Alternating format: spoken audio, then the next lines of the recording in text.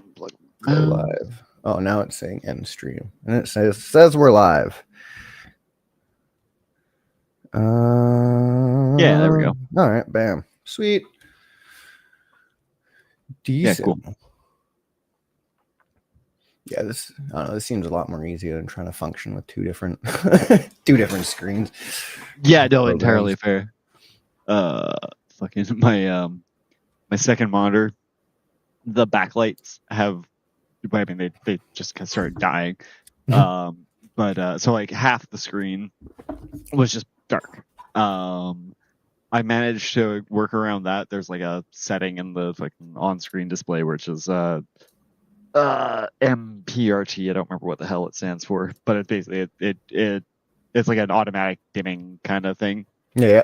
And that worked to fix all but like one little corner on the right hand side. And then that's slowly been like just expanding and getting darker. It's like night falling across my monitor. Ooh.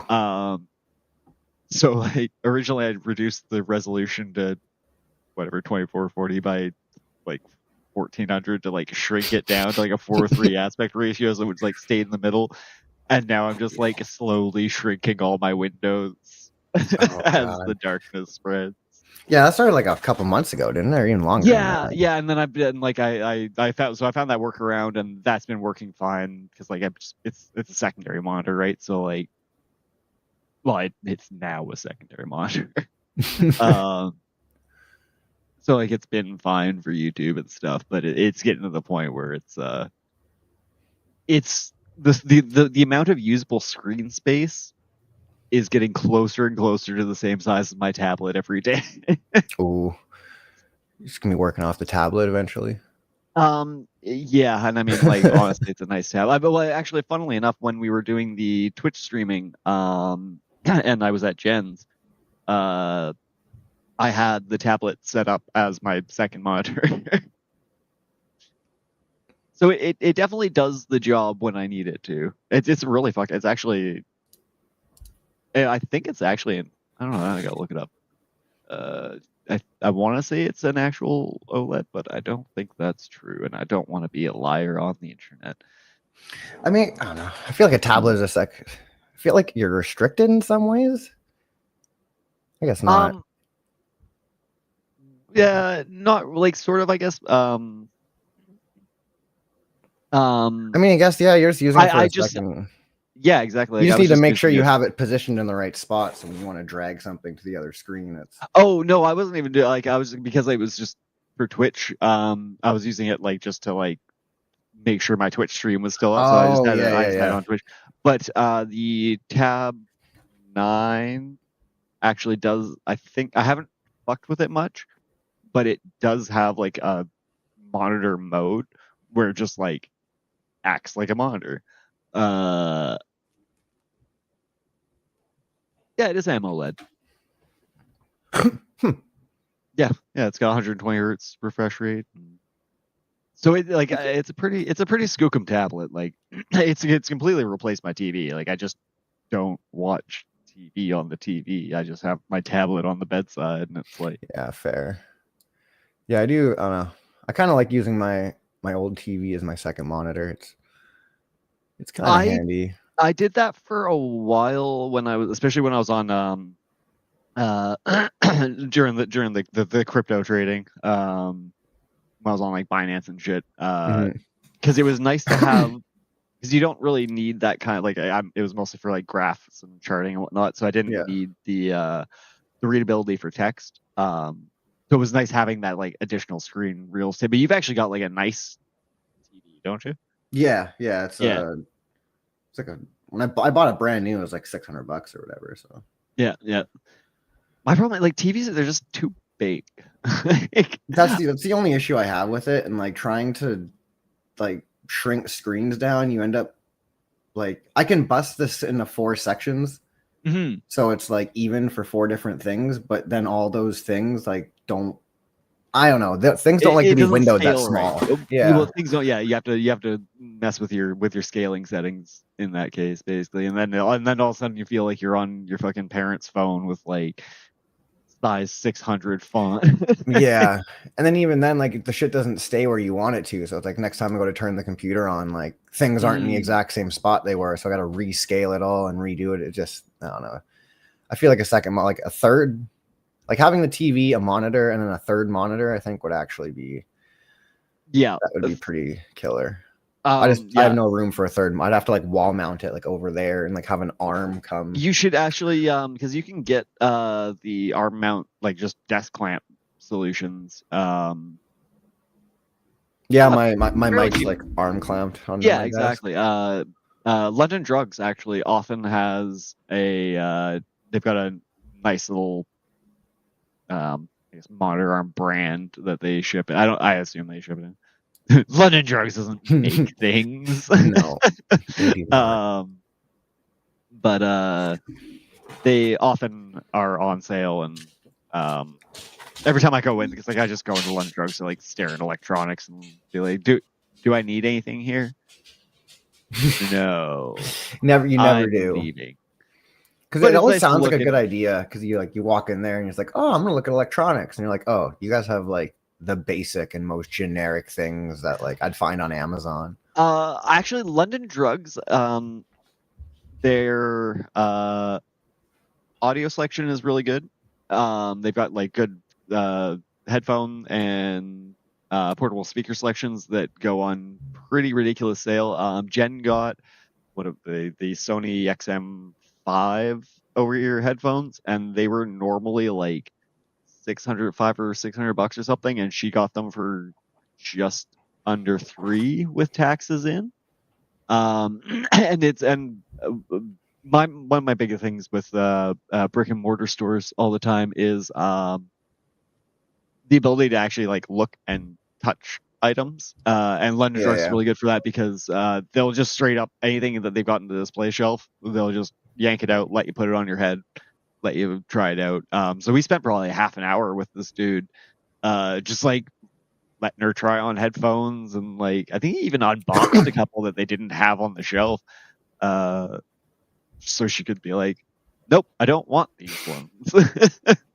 So if I want to go to London Drugs, I gotta fucking take a ferry over there and go to your London Drugs.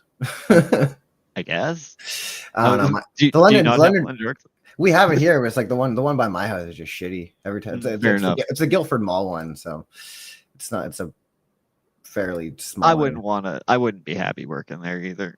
I don't think anyone's happy working fucking this area. Oh, except for that one day when that dude drove the motorcycle through the mall. Oh my god, did you not see that? No.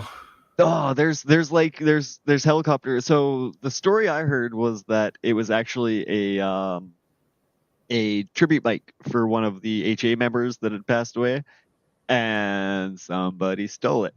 And then they fucking like drove up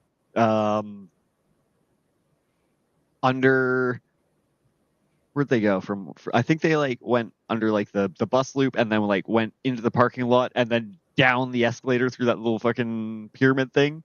And then it like cuts from the police helicopter chase to like security footage of him just like blowing through the mall. It like cuts through all like the security cameras, and then he comes out the other side, and then he disappeared off in the woods. Cops never caught him.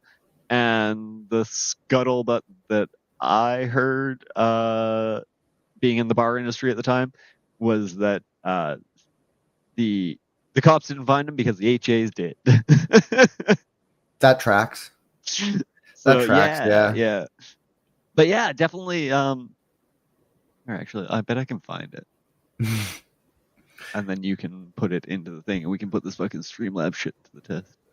That'd be... Well, here, while you're looking for that, I'm gonna fucking show you what I grabbed, because fucking my dyslexic ass was trying to grab Berserk, and I got Berserker. Oh yeah, is it anything even similar? It's obviously not, because it's a Western comic. Well, I mean, so I fucking I looked at the first few comics of Berserk online. Yep. So I was like, I kind of knew what I was picking up, but then I thought this was just a variant cover of fucking issue 2, not even fucking reading it, because I got into oh, that's hilarious. I got into a huge conversation with the guy at Toy Traders, because like when I was picking out the comics, he was like asking me about it. And then he asked me about DC, and I'm like, I've never really read any DC comics. I'm just like, I'm more into the darker stuff though, so I probably should be into the DC shit. See, I gotta, because like I've heard people say that DC is darker than Marvel. That's what I've never ever had that personal. I never got that vibe off of it, because it's like DC has Superman. Like Batman's supposed to be like their darker take to it, but like Batman doesn't kill people. Well, and even looking, Batman totally kills people. Batman kills people all the fucking time. But yes, that's his one rule. Yeah, I don't kill people. But like DC has stuff like the New Gods and Darkseid and all that. Like, kind of dark, but like it does get brutal. There are some storylines that get brutal.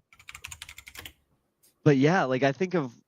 Although I guess you know what, there are storylines like there's Nightfall. Nightfall gets pretty dark. That gets pretty heavy. The Bane just straight up breaks Batman over his knee. That's a sick ass. Have you ever read that? No. I'll find the panel. It's like an iconic panel. Well, buddy, like me and the guy at the store we got into talking about it, and here, okay, how do I do this? Do I just, I just do this. Bam. Yeah. Okay. Sweet. Yeah. Absolute. Yeah. Absolute series. This is what thick. Yeah. I'm probably going to pick this up fucking pretty soon. Cause like he was telling me about this Batman story and apparently it's like, have you read it? I've read bits of it, but mostly I've been getting the comics explained because like I just have that on in the background. So he's been going through the entire Absolute series as it's been coming out, basically. Yeah, so like that hammer thing on his chest is an actual weapon. He like fucking plugs it. Like that's so sick. Oh man, and his Batmobile is like look up Absolute Batman Batmobile. It's better to see it than have it explained. Oh, what? Yeah, right. What? Yeah, dude, I'm definitely gonna like this looks fucking sick. This shit looks gnarly. And it gets twisted. So and like so like it's basically the concept is that's.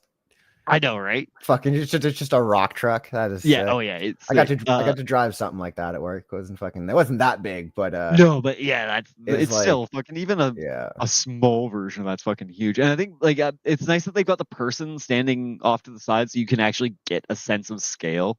Because like you see something like that and your brain doesn't quite process like how big it just looks like a big toy essentially. Yeah, exactly. That was my first thought, was a Tonka truck of some sort. But yeah, basically the concept of the Absolute universe is that fucking Darkseid in the main DC universe had a super smart plan that worked really well. I say that sarcastically because like it's a very comic book logic plot. Yeah.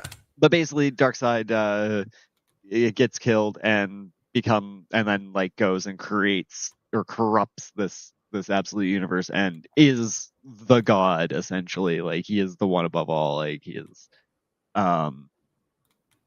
his evil is kind of permeate this universe, and like so like it's very similar to the main DC universe, but everything's darker and like born of chaos kind of thing. Yeah. So like all of Batman's villains are, well, not all of them, but like most of his villains are like starting off as his friends and then being corrupted and warped. Oh, there's a Joker plot lines. Oh no, okay. No, so yeah, Joker is like completely serious. He doesn't laugh. Oh, that's sweet. So even the villains have like an opposite take to them. Yeah. Bane. Like and like Bane's like one of the main antagonists. He's like. Every kind of Bane we've ever seen turned up to 1,000. Like, yeah. See, Bane's one of the villains I'm not too familiar with because I was never really. The Joker and the Riddler were always like the closest I ever delved into DC because like the Joker is always sick. I always fucking love the concept of the Joker, and then as a kid, Jim Carrey, the Riddler, just oh yeah, he just got me. He's still my favorite, honestly. Yeah. I always wanted to see like I didn't see the newer Batman where they have like the kind of more the poetic like Riddler, or like I don't know if you saw that new Batman movie with the. I didn't. I saw. I guess I've seen Joker. I don't think what the last Batman movie I watched was. I don't know if it was the last one that came out though. I can't remember. I haven't seen. I think because there's been the couple with Robert Pattinson that I haven't seen, which I hear are good. Yeah, no, I honestly like. I kind of like him as an actor. Like, he got put in some movies I don't really care about, but he an AVIF.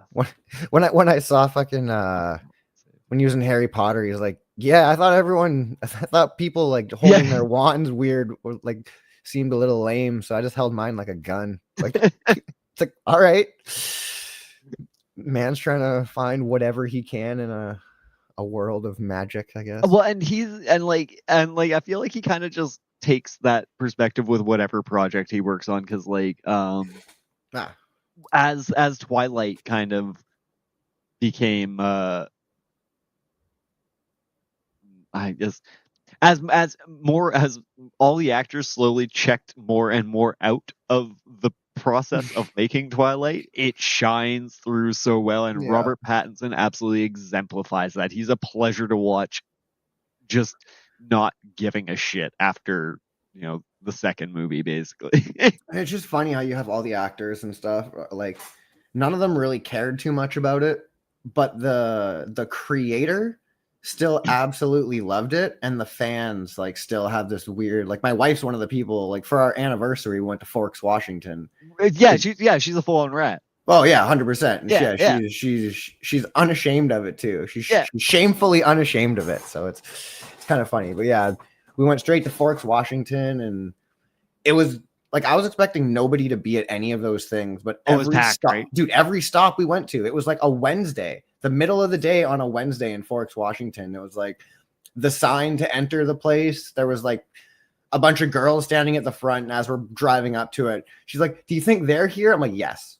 You don't even need to finish that sentence. Like, yes, they are here for Twilight stuff. Like, absolutely. And every single place there was like somebody there. And I got to a point, I think, where we caught up to like another couple who was doing the same trip as us, because we were basically following them from point to point. It was the Salt Path, but for Twilight. Yeah, and then we went to like some Twilight museum or whatever, and it was like, isn't there something like that around on the mainland? I hope not. I can't. Because like they did a bunch of. Can't do anymore. Yeah, the Cullen's house is in. It's in BC. It's in Vancouver. When is this from? 2023. As of 2023, the Cullen house had an assessed value of $3.9 million. Not listed for sale, but it was listed for rent. How much do you think? How much do you think a $4 million house costs to rent month to month? A monthly? like paying as a renter, not an owner, obviously. As its listed rental price. Yeah. Okay. I'm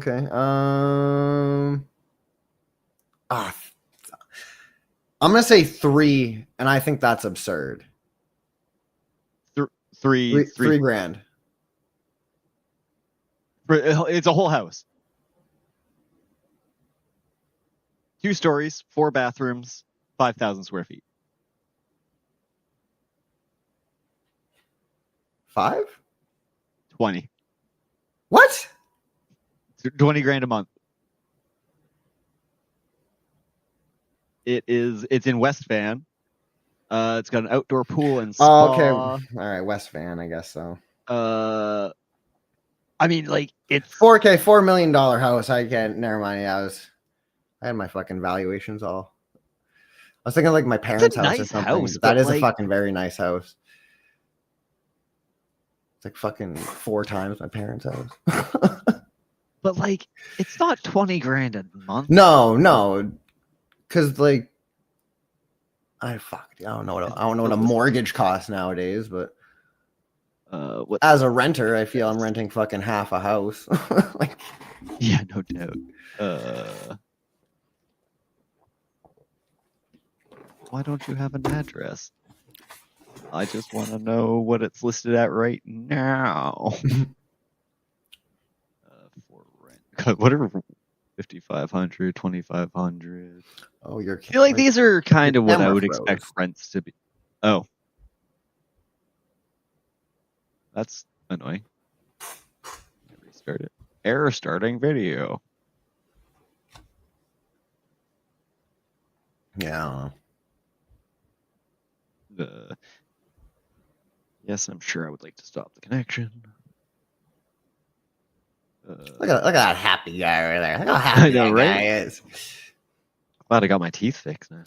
That's a man who likes Twilight right there. Unironically, I really enjoy. I think part of my enjoyment comes from how I watch Twilight. Fair. So I marathon them, and then by the end of it, you fucking start to lose your mind along with the actors, and it just becomes this really surreal comedic experience. Not recommended doing solo. Always have a trip sitter. But I do actually I recommend, especially if you think you don't like Avatar, highly recommend watching it, because you will come out with a different perspective than the one you went in with. You might still come out hating it. Like, you'll probably still come out hating it, but you'll have a different perspective on how you hate it. And there will be pieces that you can pick out and be like, I enjoyed that. I was actually one of the first times I actually like sat and watched a Twilight movie. It was Eclipse, I think. But my friend Jen was fucking pregnant. She was like, I want to go see Twilight. Nobody will go see it with me. I'm like, I guess I can't say no to a pregnant woman. So I fucking went, and there was one bit where like they were showing flashbacks from the Cullen family and like how they became vampires and like their histories and yada yada. But there was one bit where the dude was in like the Civil War or something. I'm like watching, I'm like, why didn't they make this movie? Like, this flashback is like a good movie. Why did they make Twilight? Yeah, I don't know.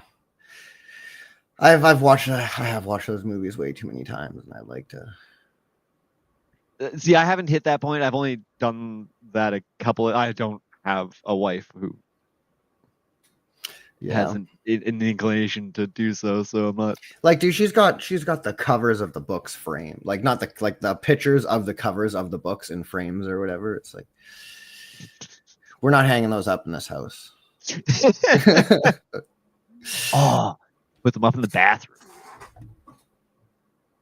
Yeah, that's actually not a bad idea. Because like, is it just the art, or does it like have like the Twilight, like the does it say Twilight as well? No, just the art.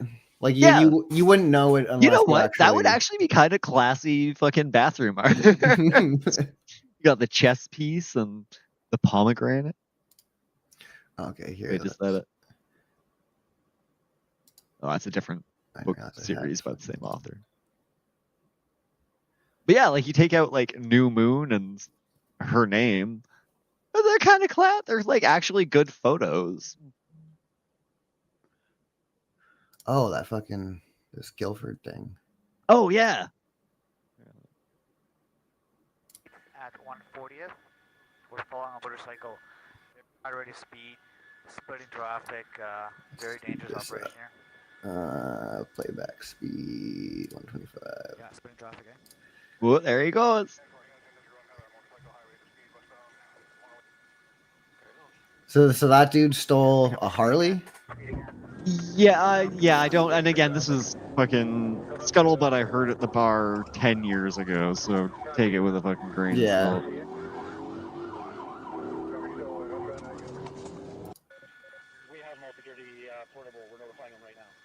Yeah, there you go. Okay, up to the upper level parking lot, right by the Walmart sign, and he's. Oh god, he went in. Okay, he went into there. Jesus.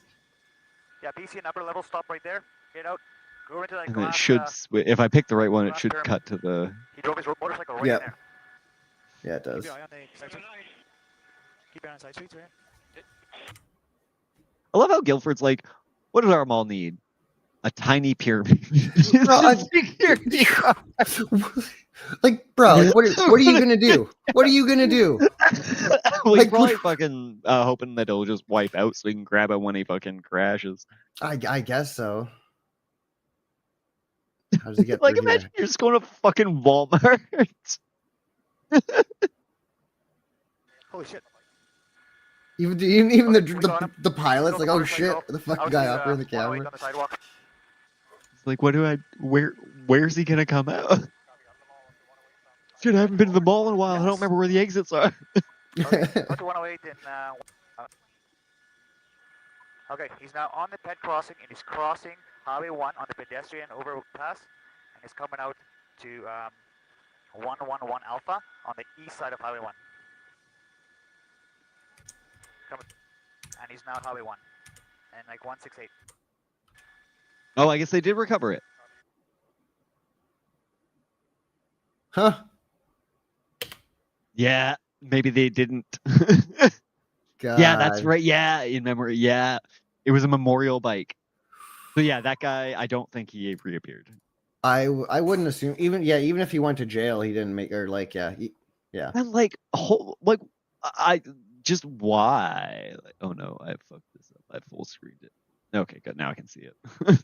I couldn't see where the minimize button was because it was in that patch of darkness on my monitor. Yeah, something about all that seems like really weird. Like that was well, you know, and yeah. I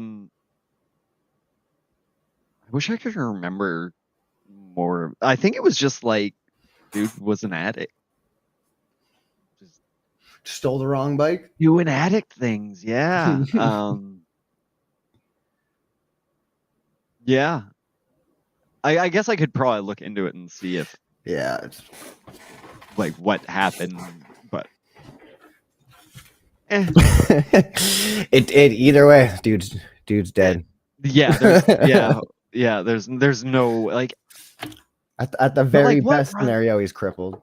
Like right? Like I'm just like fucking stealing something that's a memorial of someone's is fucked up enough in itself. Like you got to have something wrong with your thought process to do that in the first place. But to do it to the HAs? Yeah, like what were you thinking? There's definitely a no care of life there, that's for sure. Yeah, I've heard of suicide by cop, but like this seems like a lot more of a painful route. Yeah, because you're gonna suffer for it, that's for sure. Yeah, right. Like ballsy. Yep. But anyways, back to fucking Berserker, because so I gotta look this. What is this? I gotta look this up because I have not heard of. Well, hold up here because I think I got this set up. I think I got this set up right, so I can just do this. Oh, is this the one? This is the Keanu Reeves joint. Yeah, that's why I got confused. Wait, is this Keanu Reeves one? BRZRKR? BRSR. Oh. Yeah. Yeah, I don't know why I grabbed this one. I thought it was fucking Berserk, and then I just my dyslexic ass read fucking. Oh, there it is, Berserker Unbound. What about? Oh, is this gonna? Oh, definitely me. Oh, fucking chords right now. Yeah, I quite like the art. Like that was the thing. Like I opened it up and I was like, oh shit, I grabbed Berserker, not Berserk, and I was like, started looking at it. I was like, this shit actually looks pretty fucking cool. Like I really like the art style in this shit. Why is this German? There we go. Yeah, I gotta fucking get. Why do I know better? Jeff Lemire. Yeah, that's Image Comics. What did he do? Phantom Road. God, I love his artwork. It's really fucking cool. Yeah, I'm looking at his website as well because like the name is super familiar. Well, even look at this fucking page. Like look how it's like the top. The panel layout, like it's like the top 6 belong to the same panel, but then it's like, I don't know, man. That's a fucking really cool panel layout. Yeah, no, that is an artistic choice, to be sure. It's an artistic design. Well, I mean, like very, very, very much so. Like, he is clearly art. Oh, so he did Hit Girl. I just want. Oh, never mind. That would have been cool. But yeah, I'm going to start reading these. Oh, right. Yeah, he did fucking he worked on Moon Knight and Old Man Logan. He's been doing work on Absolute Flash. Oh, really? Just an Absolute Flash? Yeah, so there's Absolute Batman, Absolute Wonder Woman, Absolute Flash, Absolute Green Lantern. I'm sure what. I'm down to fucking do like an in-depth dive into all that shit. That's fucking. Absolute. I don't know. Yeah, let's see what imprints there are. Oh, Absolute Superman. Ongoing series. There is. So currently, Absolute Batman, Wonder Woman, Superman, Flash, Green Lantern, and then there were limited series. There was a 12-issue limited series. Oh, Absolute Martian Manhunter. That looks like a fucking cool comic. You should definitely pick that up. It's a 12-issue run, so there's only a dozen issues to pick up. Yeah, the guy at Toy Traders, he showed me it's like $20 for it's like 6 issues together. It's like a fucking hardcover, like 6 issue fucking. So I'm probably just gonna pick those up. That's always been my preferred way of buying a comic run is just getting the trade paperbacks. Yeah, because then you get the whole fucking story. You don't have like, well, or like my problem is always like I'll have issues 1 through 3, and then 5, 6, 7, 8. And I'm missing that one fucking issue that I just can't find. So like a trade paperback eliminates that because it's all just in the one book. But I want to find Absolute Martian Manhunter to show you, because like so like in the 60s, there was a lot of really kind of psychedelic art styles and color palette choices that DC made and utilized, and the Absolute Martian Manhunter series goes back and uses them to really great psychedelic effect, because the whole concept is like, how do you portray let's do this. I just gotta get in the fucking habit of bringing shit up as we're talking about it. Yeah, exactly. And like I'm trying to do that, but I keep like trying to drag and drop to the thing and it's not working. But like just the art style. Are you able to share your screen to me? I don't see why not. Because I can just like swap between them instead of me having. Oh, sweet! I can actually just look at tab. Do not share audio. Yeah, this shit does look fucking. This looks interesting. How do I? Oh yeah, okay. I see what you mean by the psychedelic. Yeah, that's exactly the Jesus. So I am sharing screen, but I don't know how to. Oh, so then all I got to do is just add to stage before. Oh, I have to remove. Oh, okay, I got to remove mine and add yours. Okay. Yeah. Okay. Yeah. So yeah, that's like I said, I'm literally looking at the exact same panel. Oh. That's fucking cool. But yeah, exactly, right? And it's just like that classic, like 70s hippie. Fucking acid trip color, like that's fucking cool. Yeah, and DC used to use that color palette a lot more in the 60s, early 70s. I think it was a combination of just like printing technology at the time, just the technology of inks and doing that on a scale that was cheap enough for comics. Yeah. But yeah, as we get into like the 80s and 90s, you kind of drift into, what everyone thinks of as comics. Yeah. And some of that was kind of lost. Like even like that Hulk panel that I sent you, I sent it in the Discord. Oh yeah. I saw that. But like, I think it comes like from just how things were printed, and again like the inks and the color palettes that they had to work with. But it I don't know, it gives you a really unique kind of image that you just don't see these days. Well, yeah, like so this next comic I have is actually a perfect example of this. I was actually fucking, because I didn't realize they had fucking a whole vintage section of comics. Oh yeah, yeah. So I picked up fucking. Oh, nice. 1989. I think it's Superior Spider-Man, Super Spider. I forget fucking what one it is. I think that probably would have just been just Spider-Man. Spider-Man, yeah. Spider-Man? Because the Clone Saga didn't kick off until fuck did this.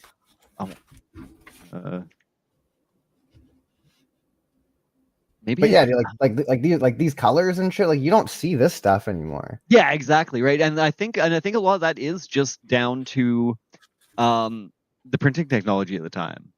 Like part of it is the art style and like the influences they were coming out of and this other thing. But yeah, that is very much like a transitory period of like moving, because like the color and like the way character faces and whatnot are kind of blocked out and whatnot are. So yeah, that's definitely moving sort of more towards what we saw in the 90s and like a bit more of like a sort of realistic style. It's like Punisher. Yeah, like not so much Punisher, but like the second row of panels there with the Butler, just like that feels much more like kind of a modern comic than say the Punisher fucking in the corner there, which feels more like that late 70s, like and that's classic moving into the fucking 90s depiction of Jameson for sure. What an era. Well, even like the pages this is printed on, dude, it's newspaper. This is fucking newspaper pages. It's like fucking, like I feel like I'm gonna rip these exactly out. No, exactly. And like exactly, and that's part of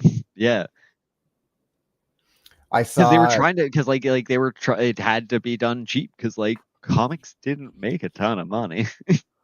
Like they made money, but like, I love the ads too, all the fucking like, oh god, right? Yeah, that's something that I was actually going through old PC Gamer magazines, and just the advertising in them is. Can I mirror camera? There we go. See, look, now you can actually read it. I just fucking mirror it the right way.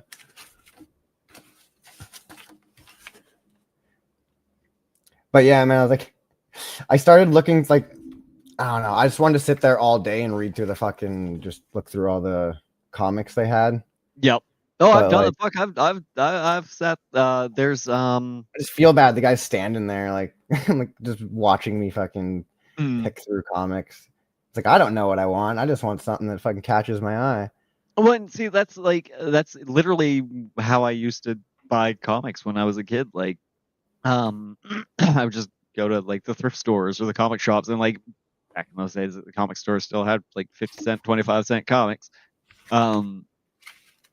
In like, before the collecting craze really took off, because like just sell vintage comics for nothing because they were old and people were like just wanting to get rid of them. Yeah.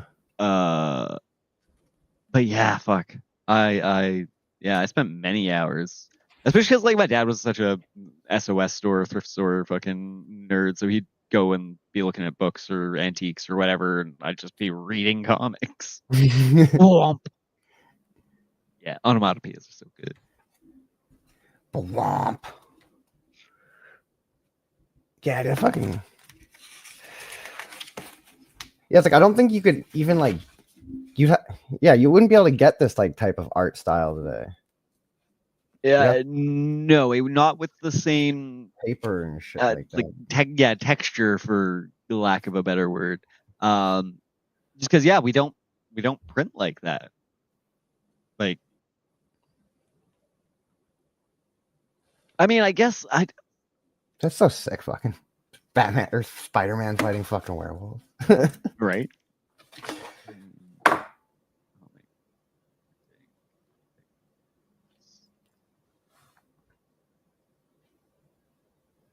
Oh yeah, man, it's fucking the good old days. Oh, excuse me. It's fucking comics older than I am. Oh, right. That's part of it. So it's part of it was how they weren't entirely able to print multiple colors. So that's why you get a lot of like bold reds and blues and primary colors and whatnot, because of how it's like dot matrix printed essentially. Yeah, you basically have a color, and then you just need to use black to separate that color from other colors realistically. Yeah, so you wind up with like a much kind of almost an impressionistic kind of feel of it, where it's like it's kind of like all our how all our technology works now. It's all just a collection of tiny dots, but It's just fucking it's all contrast. Well, and it's just I get like computer monitors and TV screens are a great example, because they use just 3 colors of light to trick our brains into thinking that we see anything else. I guess that's just how eyes work, is by taking 3 cones and be like, yeah, somewhere in the middle of these that should be yellow.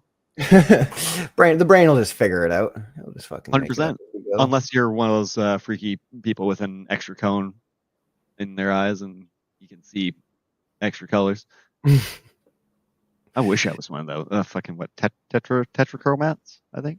You'd see in like ultraviolet light and shit. Oh yeah, no, that well, not that crazy, but yeah, I mean, like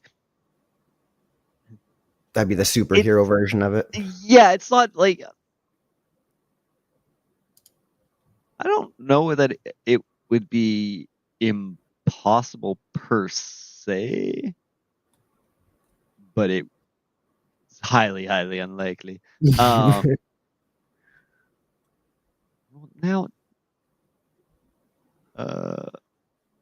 what? Oh, you see ultraviolet.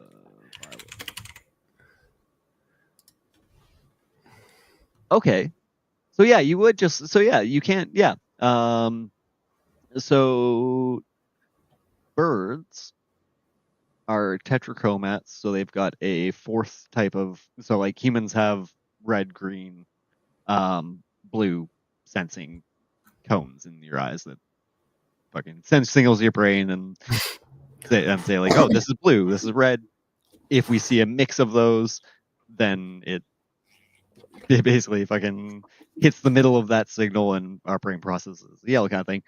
Birds have a violet cone so they can see into the ultraviolet spectrum. So the common vertebrate ancestor was a tetrachromat to start. Mammalian ancestors lost 2 of those 4 kinds of cells and became dichromats. So that's why like dogs are colorblind essentially, right? Because they've only got the 2 cones. Yeah. And then primates then re-evolved a 3rd cone so that we can see the way we do. Whereas birds seem to have held on that. So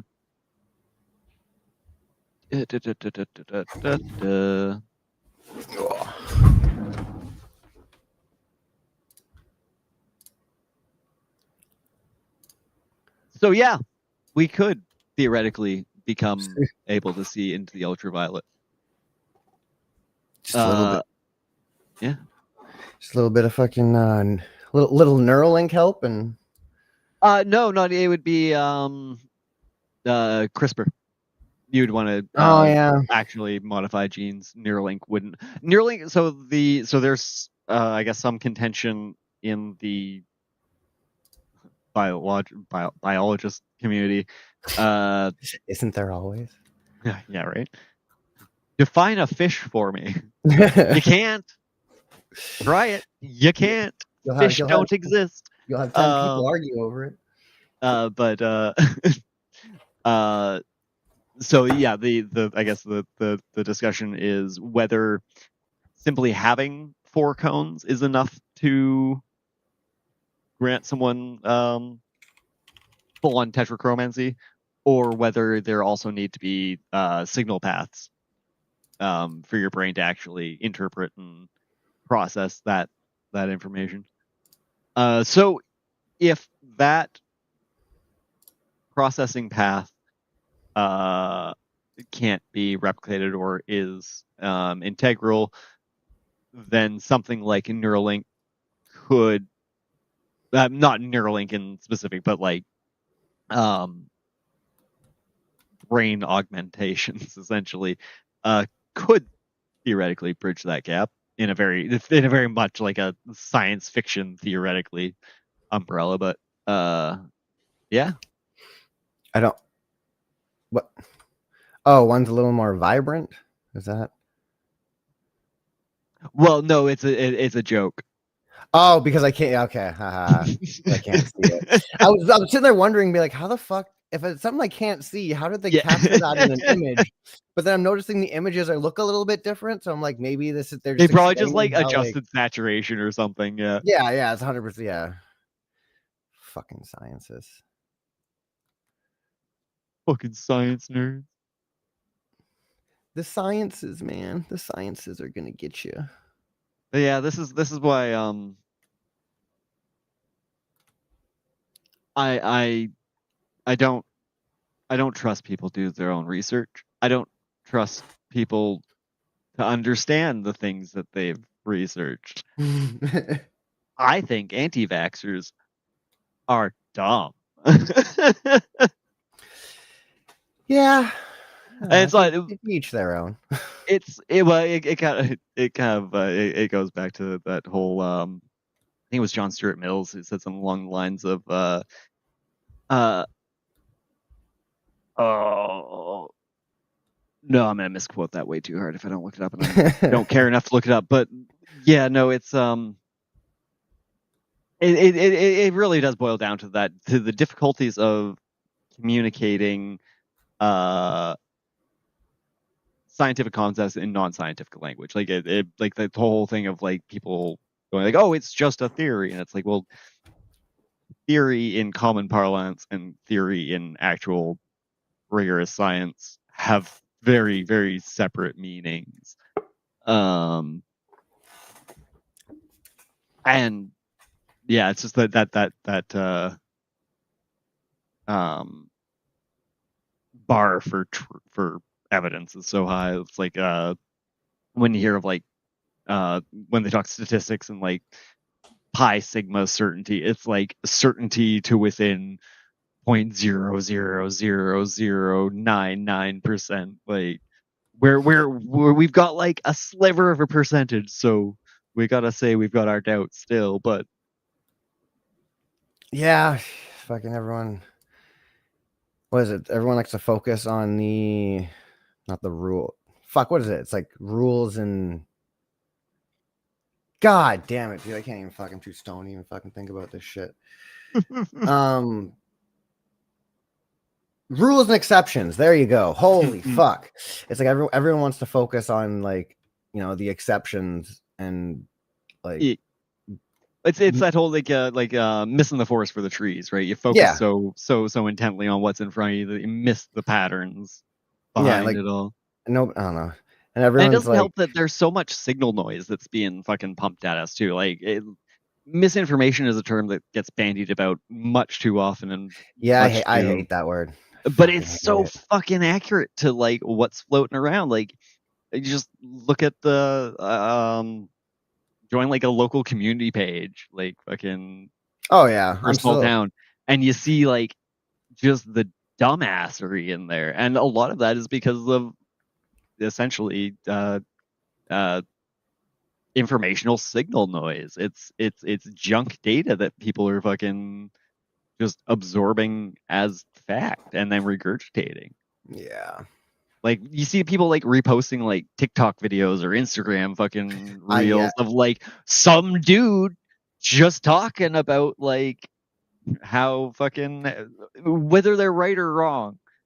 It's usually just them regurgitating something and then that's being taken as fact. And it's like, well, my favorite ones are like when the guy's like, oh, this person just did this, and he points to something, and it's literally just text. It's not like a news article. It's not anything. It's just text with quotations around it. Like it's like tweet. You made that on Word, like on the notepad. I know the notepad fucking text. Like, right? It's like I don't understand people, and it's like what do you? But then people like watch these videos and like, I saw a video where some guy proved it. He's like, you didn't prove anything. He just showed you text on a fucking notepad. So for a while there, I was hurting myself and committing self-harm by participating in a Facebook group which is Globe Earth versus Flat Earth discussion. Oh, that's terrible. It was painful. It was awful. Horrible. I still get notifications about it sometimes because I think I got made admin at one point.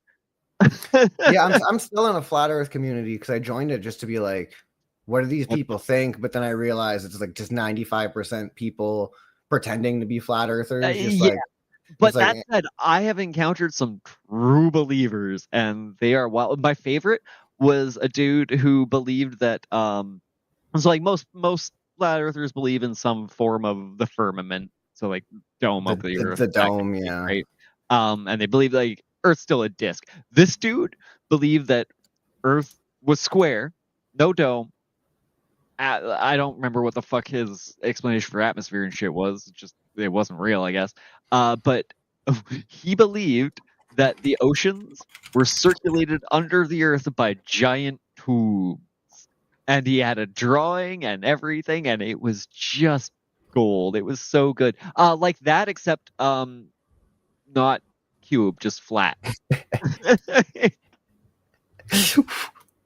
Oh, dude, that's great. That is great. Like, I love that. That is pretty good. But and it was so good because it was like a child's drawing of like these giant tubes. Like picture like that scene in The Simpsons where they go to the Duff Factory and all the fucking stuff is coming out of the same pipe. Yeah.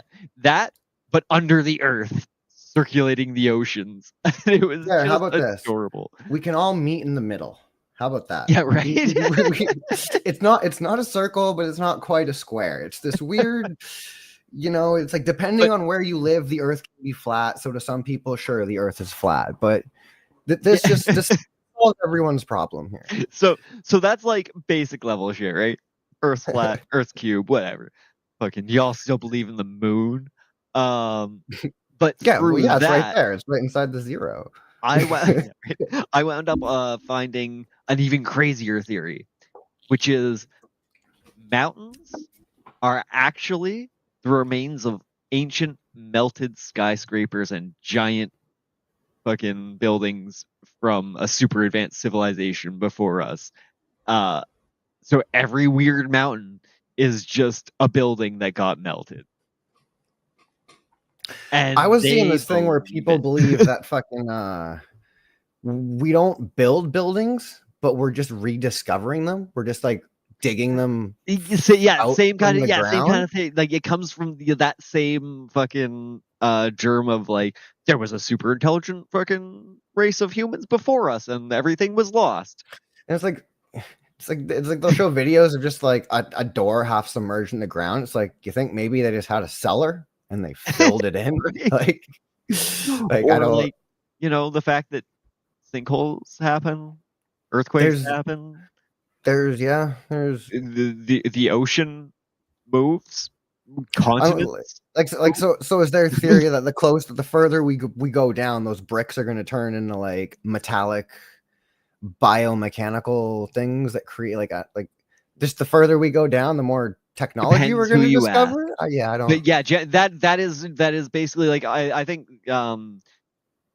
most people who subscribe to some form of that ancient human theory, I think most of them would agree that like at some point there's a layer that stops. Besides the people who believe that like Earth is hollow or inhabited by mole people or whatever the fuck. So I think most of them, like when pressed on it, would be like, well, no, there's like a point where like human civilization did start, but like it's just we got super advanced and then it all got buried by X cataclysm and it's all rediscovery from there. But yeah, I think the Nazis and the Thule Society had some beliefs around that. I think one of them, I can't remember who it was, but I vaguely remember the Nazis doing some expedition to either the North or the South Pole looking for an entrance to the center of the Earth. Oh, that was it wasn't Goering. I might be thinking of something different. I'm thinking a story was like some Russians found what they thought was like a hole in Antarctica that went to the center of the Earth that like UFOs came out of or something. Oh, fuck. Dude, I hate not being able to remember shit. Bum, bum, bum. I don't even know what to look up to try to find this fucking Alaskan hole to the center of the Earth. Sure, pretty sure it was World War II, Russia. I don't fucking know. World War II. Either way, fucking. I think that'd be cool. There'd be a old civilization in the middle of the Earth. You're right. That it would, yeah. I don't know what they're eating, but you know, maybe they don't have to eat. They eat rocks. Duh. Yeah. I mean, like it's like it's like they're you look at the myriad ways that life forms and survives in hospitable regions, like bottom of the ocean, just like feeding off geothermal energy essentially, and like I don't know, a silicon based life form that eats rocks sounds weird, but it doesn't also strike me as like being well outside the realm of possibility in this universe we live in. I mean, funny enough, I have one of those in my universe. They're like they're responsible for the massive like reshaping of the landscape because they basically just like dig holes and cause earthquakes and have caused like fucking mountains to protrude in different places, and that's because they basically just like they just tunnel to like as close as they can to the core, and they like use the heat from the core to like melt down rocks and shit, and they eat the minerals from the rocks and stuff. Funnily enough, I was been reading Judge Dredd, and they actually introduce a character who they don't quite go that in depth into like how their society works, but they are just like a race of little aliens that eat rocks, and fucking Judge Dredd befriends one and yada yada yada. But yeah, he eats rocks, and like it's like constantly a joke, like, oh, this thing must be stupid, it eats rocks, and it's like it's just what it eats, man. Here, let's see if I can do this. Share.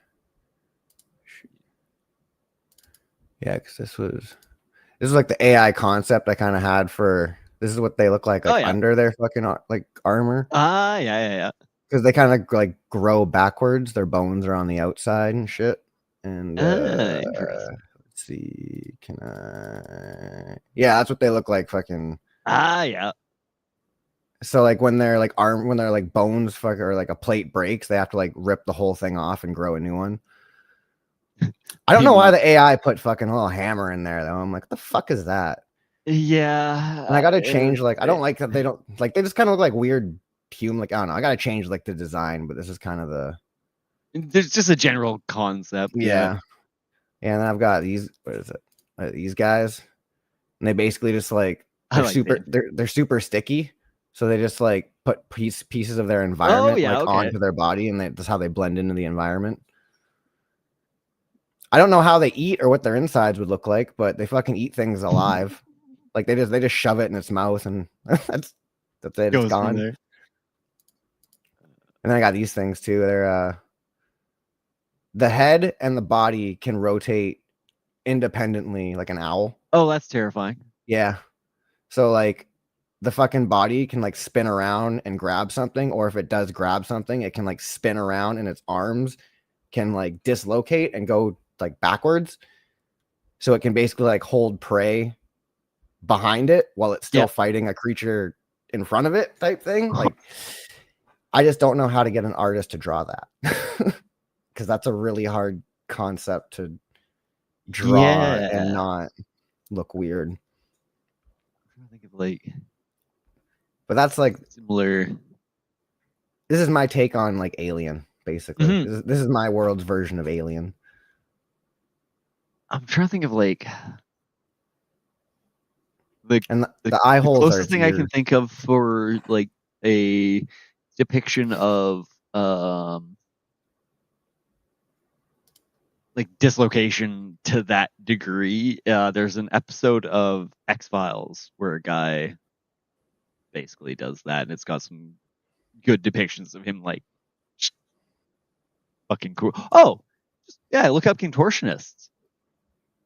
That's actually not a fucking bad idea. Because like that'll give you a good idea of like how a humanoid figure can contort and move without breaking, and then you can just push that to an even further extreme, and then blend it with stuff like owls, obviously because of the creepy fucking twist, but I think like you can mix that with like a little bit of praying mantis movement, that very quick jittery kind of stiffness to like how they hold their arms and shit. Kind of those little fucking inside arms, kind of like that would be sweet, and they strike out like a praying man. Not necessarily cool. Like how they move, but just kind of like the structure of them.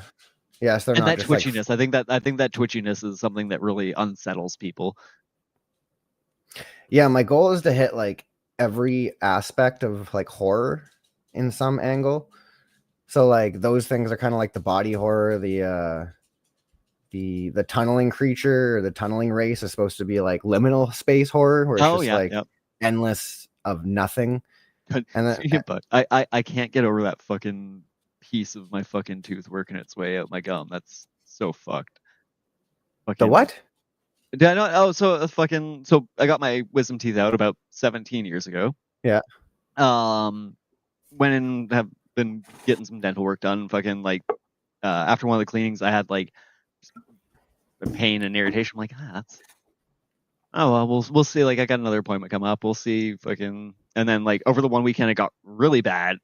And I was kind of poking around. I'm like, fuck, it feels like one of my fucking roots is working its way through and like pop and like erupting through my gum. Like that ain't good. I'm like, well, I got an appointment in a couple of days, like see if it subsides, see if it gets any better. A couple of days pass, and like all of a sudden I'm like, oh, that's like erupt, like there's like a root poking through my fucking gum. Like I can feel tooth. Like that's not good. So if I can wind up going to the dentist, and I'm like, yeah, like before anything, can you just like take a look at this? Because like I'm real worried I got an exposed root. Like I'm staring down the barrel of gum grafts here, and he's like, oh, that's weird. Like shouldn't be. Like your X-rays don't look that. Like let's take a look. And he's like, starts poking around. He's like, oh yeah, there's something in there. Huh? That's weird. Starts poking around, and kind of pulling out a little bit of tweezers, and he's like, how long did you get your wisdom teeth out? I'm like, I don't know, like 15 years ago. And he's like, well, I think it might actually be like a little piece of wisdom tooth that they just missed pulling out, and it's just taken this long for it to work its way out. And he just kind of like, yoinked it out and fucking I kept it. I was like, because I was just like, number one, I was so relieved I didn't need fucking gum grafts and surgery and shit.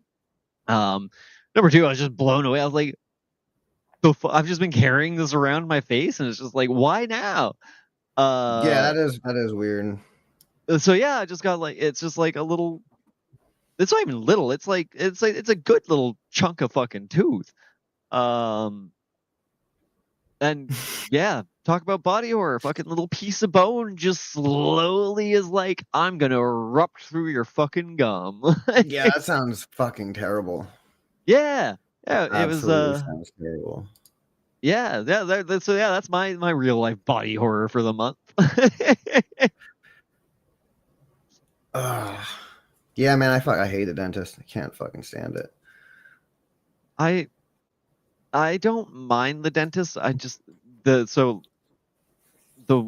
got a couple of fillings done in the span of like 3 weeks. The one dentist fucking moved back to Vancouver, so we got a fill-in dentist, and he's a little heavy-handed. Which goes is in not there with what a wrench. Well, like, you know when you're dremeling something and you push a little too hard and it skips? Yeah. Yeah, he did that with the fucking drill on my tooth. And like, no, just ease off. Yeah, because I had to get two. I've got two fake teeth, and I grind my teeth in my sleep. So while they had ripped the other teeth out, put the implants in, they had these like fake porcelain ones on there. And every single night, I would shatter those porcelain teeth in my sleep. And I just have these metal rods sticking, like, because they're screwed into my jaw. So it's like I'd have these metal rods just sticking out. Anytime my tongue touched it, anytime anything fucking touched it, it was the most excruciating pain ever. Yeah, because it's just attached. You're just poking at a fucking screw on. Yeah. So then I had to so for like 2 weeks, it was every day back to the dentist, get a new fucking teeth put in. But for them to put the new teeth in, they have to freeze my mouth. And I don't take to the freezing. Oh. So it takes like double the amount of needles. Oh. And every single doctor or dentist I go into, I need to explain this to, because I guess they are illiterate and can't read the notes that says this guy needs extra freezing. So they'll stab me and then with only one needle and then walk away for a bit and then start working. And I'm be like, I don't feel anything. Like that. This hasn't done anything. Like it's not kicking in, doc. So like, oh, well, that's weird. I'm like, yeah, this is what I told you. If I hadn't made a note of it. Yeah. Like, to give you an example, to get my all four of my wisdom teeth out took 16 needles. I'm trying to think of like. Yeah, I've only vaguely remember my wisdom teeth because they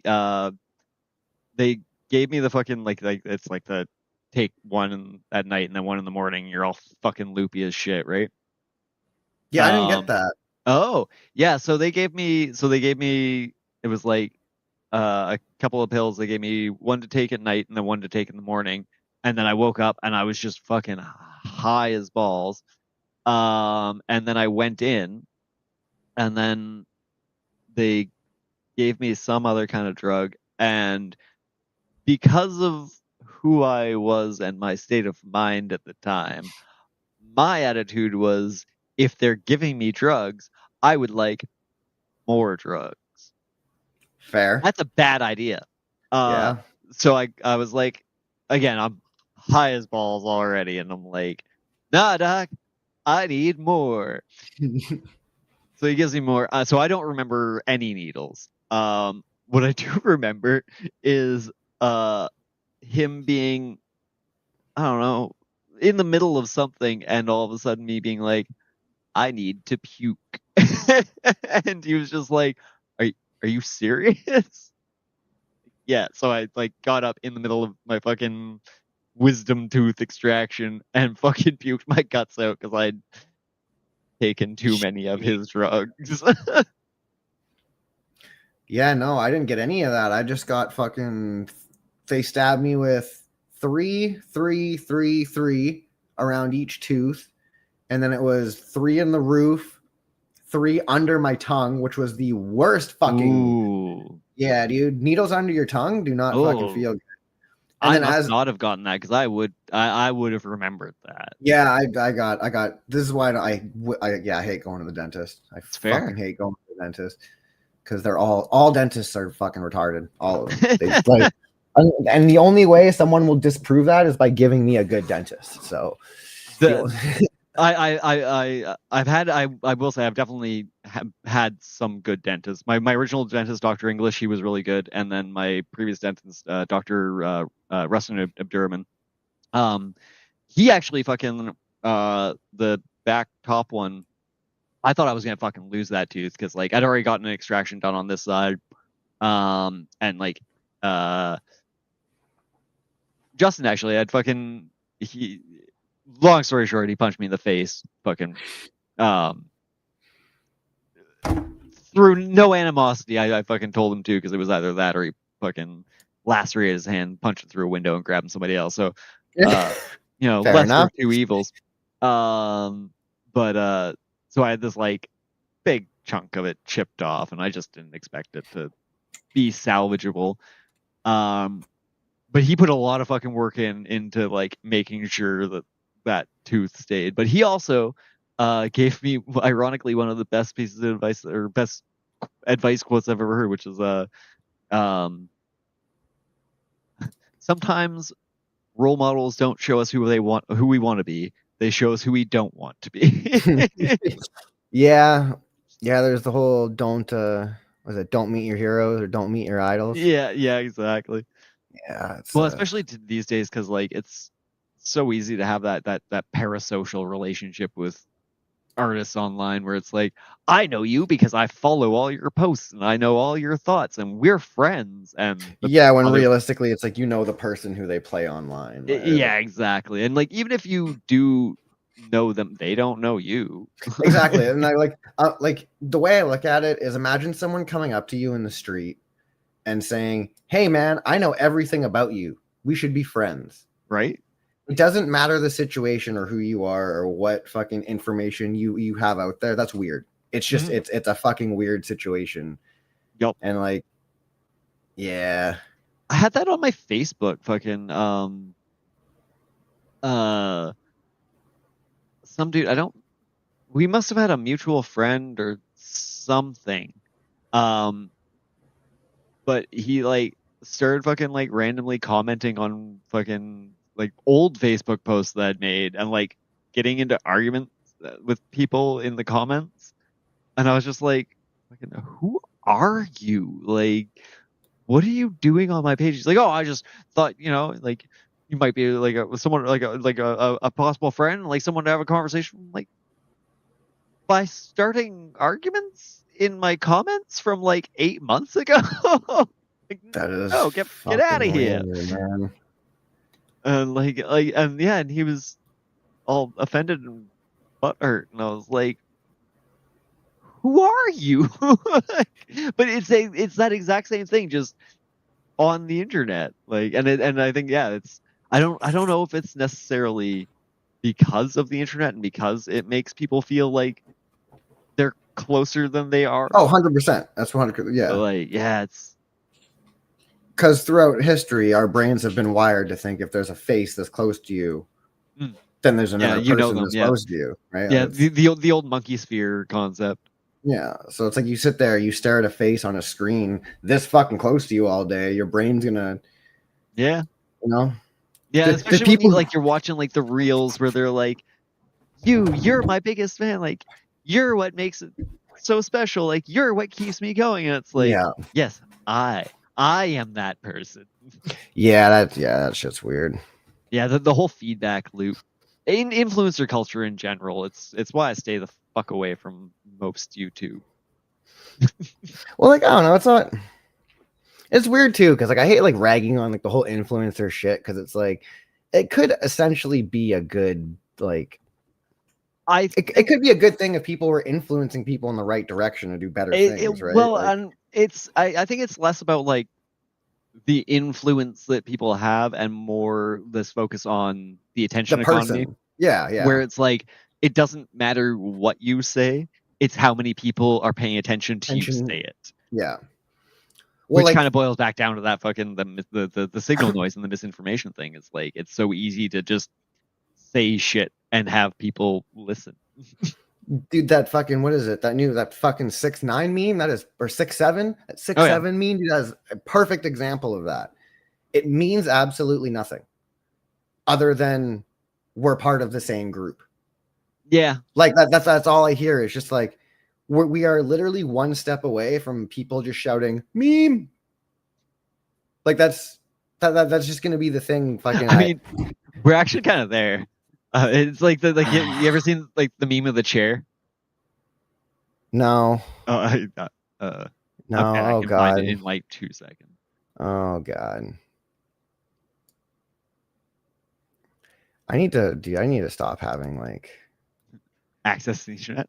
Not access to the internet. I just need to stop thinking people are, I don't want to say better than I think, because I don't think people are bad, but like, well, there was a quote along the lines that I always tried. Society just keeps letting me down. That's all. Oh yeah, that's all it is. I think it was George Carlin said something along the line. I could be wrong. It might not have been him, but it was like,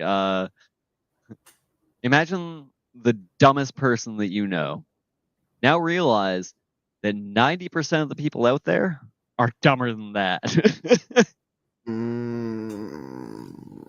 Yeah. Oh God. Yeah. It's yeah. Yeah. It's sad. But like that's always been, and like I don't know. I try not to believe that I'm smarter than people, but they keep proving me wrong. Yeah, I'm still going to continue looking at it where if I'm the smartest person in the room, there's a problem. Yeah. But I think you have kind of the right, you have enough self-doubt that that you don't, I'm not full of myself. Well, yeah, like essentially you don't have misplaced confidence. Like if you're uncertain about something, you're willing to defer to somebody who knows more. You're willing to put effort into actually like looking shit up. Mm-hmm. And like making that effort to understand and to consider the possibility maybe I'm wrong. I think that is a question that people neglect to ask themselves. What if I'm wrong? Yeah, which is something everyone should ask about every fucking situation, because even the smartest people in the world are wrong about shit. Yeah, and I think that's the question that they're, again, I just quote shit. I don't think I've had a fucking original thought in my goddamn life, but it's the question that keeps smart people smart is because it keeps you asking, just questions in general. But like, what if I'm wrong? Like, what are the other options here? Like, what are the other perspectives? Like, what other angle could I be looking at this from that I'm missing something? Exactly. It's like the best way to look at it is like all being wrong means you just learn something. Like that's generally all it is, right? Like unless you're not taking the correct information properly, then then you're I don't know, then you're not. But the only mistakes are the ones you don't learn from. yeah, that is true. There's another one that's better. It's like fucking if you're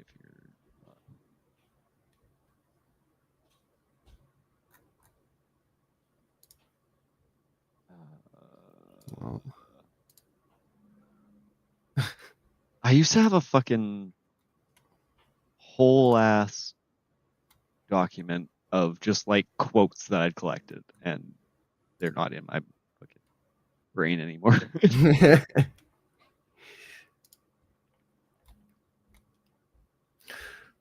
Here, just for fun, I'm going to.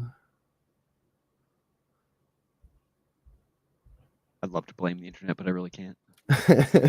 Fuck the internet. No, I do like I've been getting recommended YouTube videos that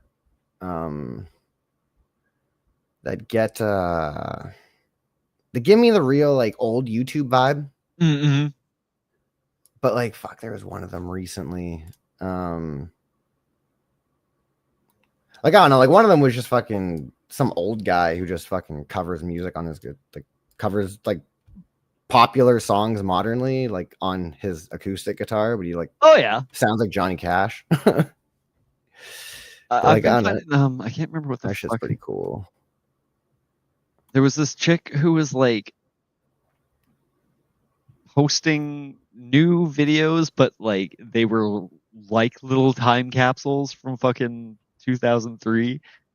I wish I could remember her fucking name now. I'll never find it. But yeah, that like has been, I don't know, I guess it's I don't know if it's a Gen Z thing or like, but like because I do know like the newer generations are enjoying the early 2000s, late 90s aesthetic of like actually like Polaroid cameras have made a fucking resurgence. There are a ton of kids who fucking are taking old telephone receivers. I don't know if they're still doing it, but they were just converting them to USB so they could use them as like microphones. I actually had a comment on a fucking TikTok video because like there was a girl who was like just demoing how to do it basically, but she was like, she'd obviously never held a fucking phone in her goddamn life, because she kept like holding it down here to speak into it and then holding it up to her ear to listen. And I was like, oh god. And I was like, I explained like, yeah, no, you're supposed to like hold the whole receiver to your, like that's why you're coming in like you're underwater, because like, and that's why the fucking like the speaker is angled, so when you hold it to your ear, it captures. She's like, oh, like yeah, Polaroids made a fucking huge resurgence because people, they like the idea of grainy photos that they can stick on the fridge. Fucking expensive. I think they're like fucking $3 or $4 a shot. Because like everyone stopped making fucking camera film. I guess so. It was like fucking. Well, there was a big thing. $600. How's it $600 fucking dollars? Which is pretty cheap in the camera world, honestly. All right, you fucking no. $600 is that I don't give a fuck. That's expensive for that's for anything. I'll tell you. Have you looked at a DSLR lately? Yeah, when you look at this $144 one, it looks like it's made of plastic and like but they're actually not bad for what they are. Like if you just want a Polaroid to fucking take snapshots, I would probably spend more than fucking $200. Yeah.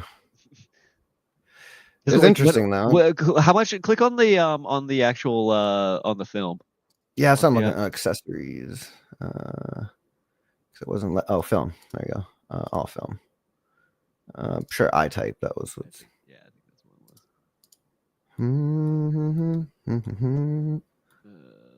$20, and that's how many pictures?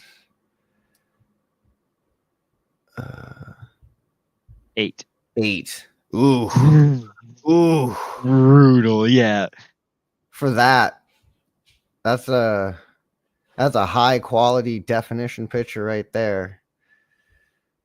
But it's film. That is true. So it is actually like arguably, I don't know. There's I can make a lot of arguments for the benefits of film over digital. I don't know why. I really think they should have had a Polaroid of somebody looking at their cell phone. Someone just looking down at their cell phone and a 100%, Polaroid absolutely. picture of that. I feel like that would have been It should honestly every photo should have just been like a Polaroid of someone on their fucking it should have been said something like like super artistic shots, like a nice like long shot of like 8 people on a bus all staring at their phones. Yeah.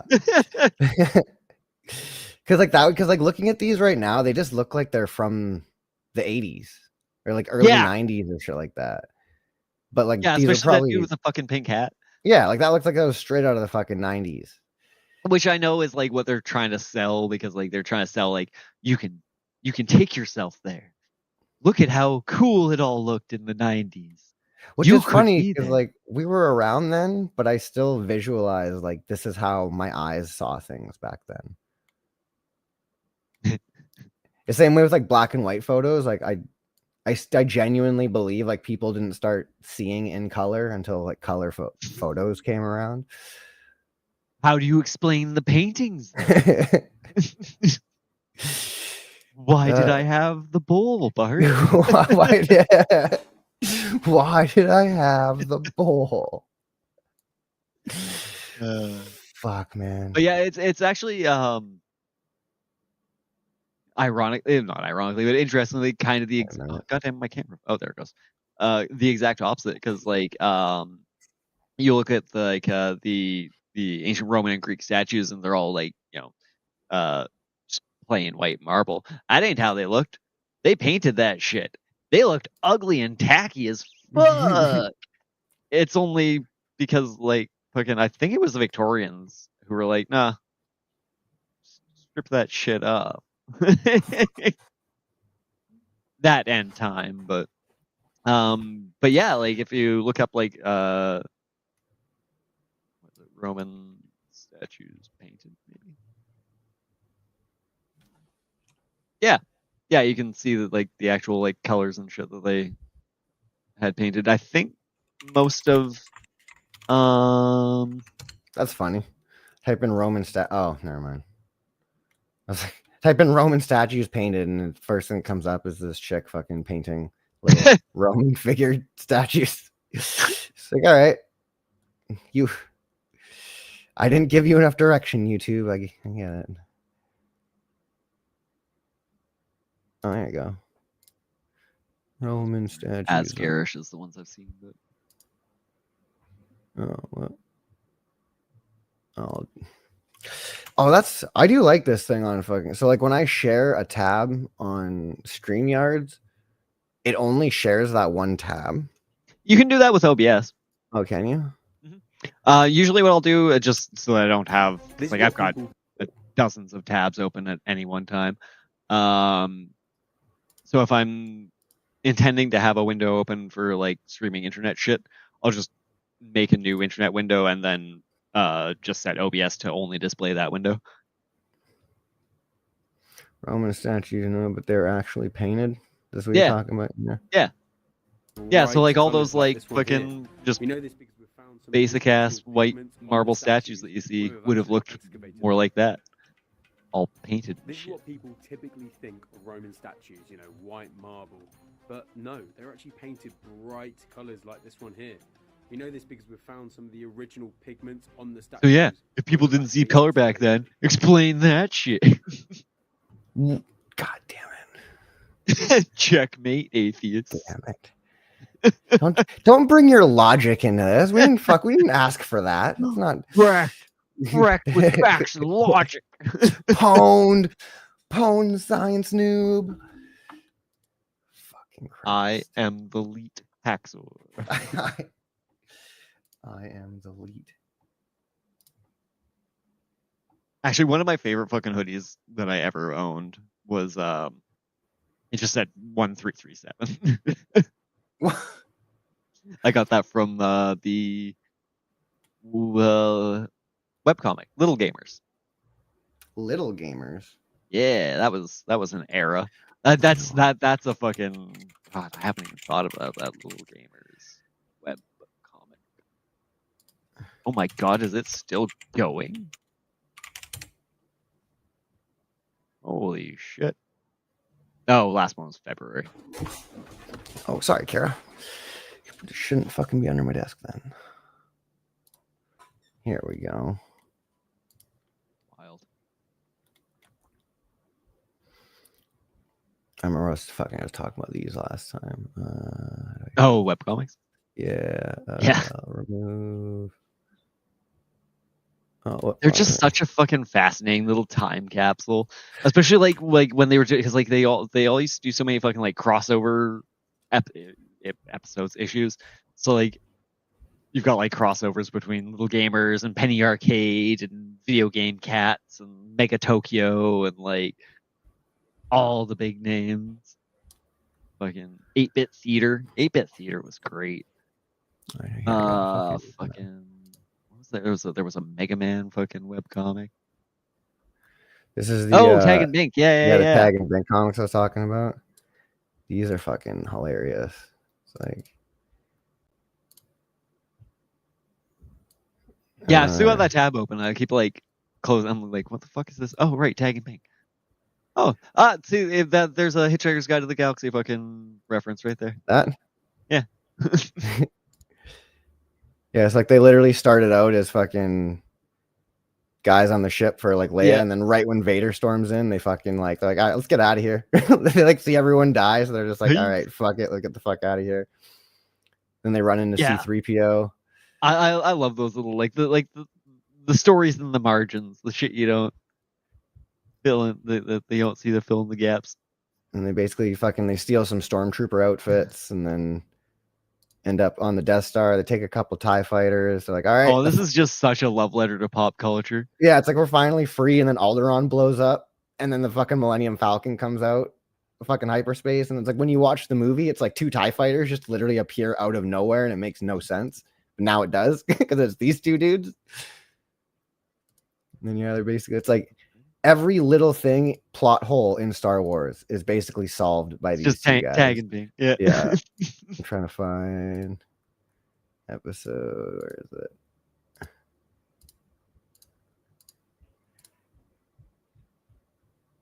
Yeah, they fucking. Oh. They like go there. Great. They find Chewie's fucking medal. It's like there's a huge party, but nobody's like, they had to leave quick. It's just great because like you can tell like whoever fucking wrote this, man, it's like they absolutely love Star Wars. I was about to say, yeah, it's very much a love letter to the franchise. Yeah. I've got the tab open. Where is it? Oh yeah, and it turns out they were the ones who shot fucking 3PO in fucking Cloud City. Oh no, did I close that? No, there it is. Author Kevin Rubio. What have you? Where is it? Is it this one? Oh yeah, this one. Oh shit! He wrote and directed Troops. Troops. So it like way before fucking. It was like a fan film. Star Wars Troops. It was like a cops parody. Oh yeah. Yeah, 1997.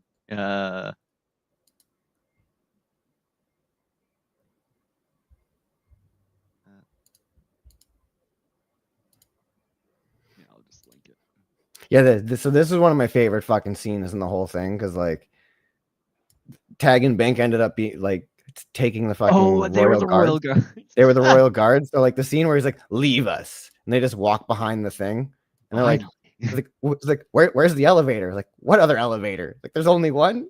So it's like they're just standing behind the entire like thing. They're hiding out while these two guys are fighting, and they're just like, fuck.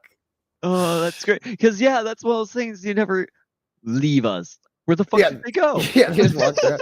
they got Yogi Bear dancing around with Ewoks and shit. Yeah, I never even thought of that plot hole. Yeah, dude, so there's only one elevator. I can just hang out here. Oh, it's hilarious. Yeah, it's so fucking. Yeah, I gotta actually give that a read. And then I gotta show you the other. Where's the fucking Anakin scene? Oh, with the sand quote? Yeah. Oh, is there? Oh, okay. Do I have to go all the way through? Yeah.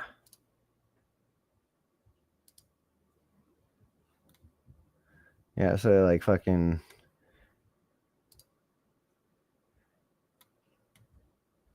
later on Naboo. Where is it?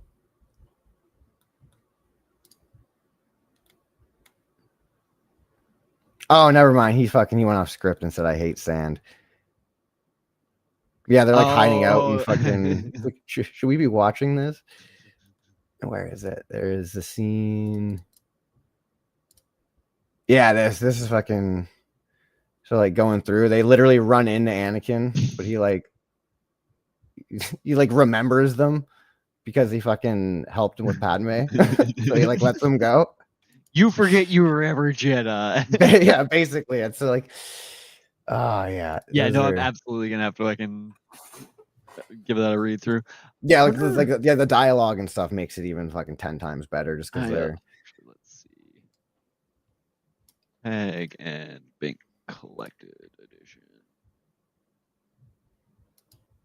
Nice, there is a fucking collected volume. Hells yeah. Yeah, reissued in 2018. Hell yeah, that means I can probably even find a copy. Yeah, I think there's 2 of them. So you'd want to find the 2 together, obviously, but because I think they wrote one, and then they died at the end of the first one, but then they made a second one. We're just like, forget about them dying. It doesn't matter. Fair. Yeah, so so I found a trade paperback that collects Tag and Bink Are Dead 1 and 2, and then Return of Tag and Bink, and then Tag and Bink Revenge of the Clone Menace. Okay, so I've only read the first 2. Yeah, so it looks like there are 4 issues total.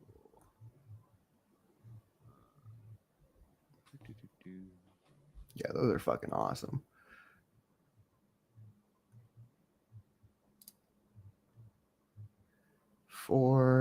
Tag and Bink. No, Tag and Bink Are Dead. We're here. Weird. It's like I see. Oh, issue 2.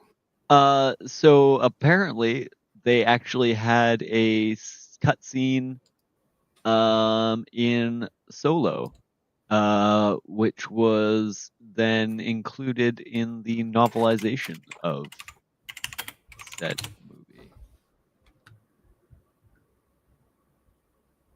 Oh.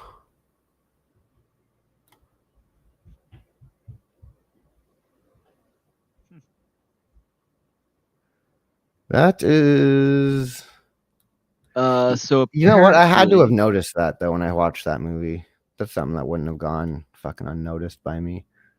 Oh, it was cut from the. Oh, okay. They filmed it, and then it was cut, and then when they did the novelization, they included it. So a lot of times, actually, if you want to get a picture of a movie that includes stuff that from like earlier iterations of a script or cutscenes, oftentimes the novelization is what you want to look for. So like I'm trying to think of examples besides this. I think the Alien novelization contained a few chunks from the original O'Bannon script that got cut. I think it included the scene where Dallas is cocooned. I think that might have been it, which was a deleted scene in the final film. The fuck else? The novelization of E.T. had something that I think it confirmed he was a carnivore or something. But yeah. So a lot of times, novelizations of film projects have like just a lot of cutting room floor content in them. Yeah. Most of the time it's because they are written from earlier versions of the script, so that they can release the book within a reasonable time frame of the movie instead of releasing the movie and then being like, okay, now write the book based on the movie. So that's why you get a lot of like cut scenes that are deleted scenes in the books that aren't in the films, because they're usually working off earlier scripts.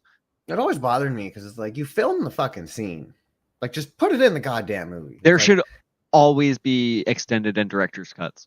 Yeah, it's like, I don't like, I do get it. It's like you're trying to hit certain constraints because like the movie is trying to be a certain. There's time constraints. There's pacing constraints. Like there are very legitimate reasons to leave stuff on the floor, but we're like in an era where just like fucking it's all digital.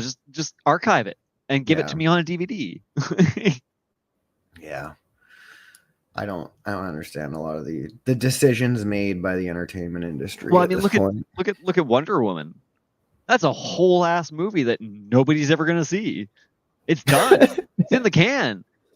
They made it, and then they were like, "Yeah, no, this is worth more to us as a tax write-off for not releasing it than it is profitable to release the movie." And that's the thing that makes me really want to actually see something like that. It's like, what was so bad about that you were like, this will be more damaging if we release it? I don't think that it was a quality thing. I think that it was just a number. I think they looked at their projected revenue and decided that they were just going to take the tax write-off, and just because, I don't know if it was like residuals in the contracts for the actors, or like if they were just trying to get out of paying something, or if it was like, it might have just been fucking politics. Office politics of like, I hate everyone who worked on that fucking thing.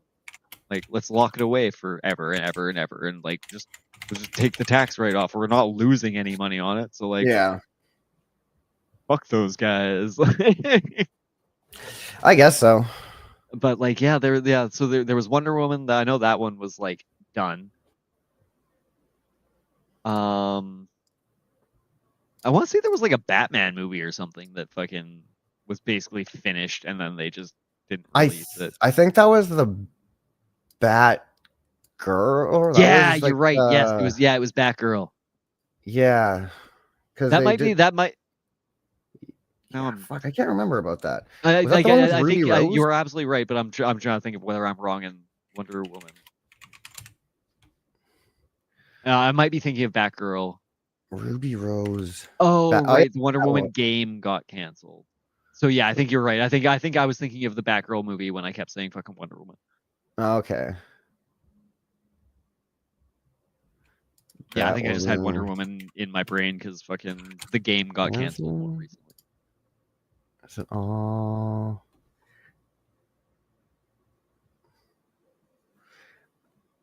Oh yeah, they had the Batwoman TV show, and they fired Ruby Rose from it. That was right. That was it. I mean, yeah, I have no interest in watching that, anyways. But it's still like, you made the fucking thing. Yeah, just fucking, like, at least put it out. Yeah, just release it. Like you're not making any money off it. Fucking keeping it locked up. Like, what's the difference if you just put it out there? And if it is a quality thing, like, how does it get that far into production before somebody steps in and they're like, yeah, no. See, I look at the movies they release and I refuse to believe that it's anything to do with quality. Yeah. Because, like, bullshit. Just straight up bullshit. You don't care about quality. Yeah, fair. Yeah, there would be so many other things that was like, you should have not put this out or not put that out. Look at that fucking last Jurassic Park movie. Like, we don't need to talk about that. But it's just such a perfect example of like, no.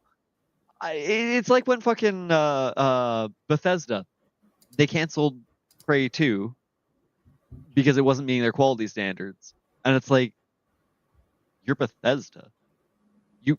You don't have quality standards. Yeah. You're lying. And that one was absolutely 100% lie. They had finished the game basically, and it was internal politics. That game was finished, basically ready to ship, and buried, which is super sad. Yeah, this is a classic. This is like 1997. Yeah. God, yeah, pre-internet parody era. Oh God, I remember. Oh, that was from that game. That was fuck. What game was that? God damn, Rebel Assault. I think it's for Windows 98. Star Wars. Was that Rebel Assault? Star Wars Rebel Assault. I'm just trying to think of stuff. I think you're right. Would have been high quality enough. Might be. It might have been Rogue Squadron, but I don't. No, that wasn't Rogue Squadron. Because I had it was like a set. It had like 6 Star Wars games on it for like Windows 98 or whatever. It was probably Rebel Assault, because I very much remember that it had like Dark Forces, Rebel Assault. I think the TIE Fighter game, like TIE Fighter versus X-Wing. I just love the idea of like, stormtroopers doing stormtrooper things and being recorded like they're fucking cops. So yeah, I guess this would have been very early members of the 501st. Oh yeah, because like they were the only ones who were really they would have had these doing like screen accurate costumes at that point. Troops is filmed on location with the men of the Imperial forces. All suspects are guilty. Period. Otherwise, they wouldn't be suspect, would they? It's such a fun little capsule of like just fucking pops at that point in time.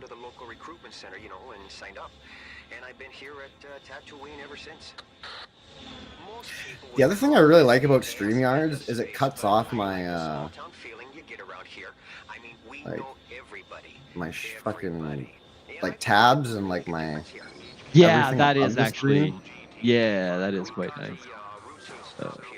We have a report of some stolen droids, and we think these might be it. Oh, there it is. I'm blind. Excuse me. You want to come over here, please? The guy sounds like Pedro Pascal. he might be. Whose droid is this? I don't know what his acting. Sometimes it sounds acting. Is this your cousin? Are you his cousin? No? Okay, then who are you? You're his friend. Well, Mr. Friend, would you step over there for a moment? I would actually, I assume that's actually Ken Lemire, the guy, or not Ken Lemire, the whatever, whoever the fuck wrote Tag and Bank. So the author of Tag and Bank wrote, directed, and acted in this. Really? Yeah. That's fucking funny. He misses the first shot. Right. Okie doke. Yeah, shut it off. Shut it off. Well, what we had here was that these Jawas had stolen some Imperial property, and it turned violent. These Jawas do this kind of stuff all the time, picking up, stray droids and selling them off to the highest paying customers.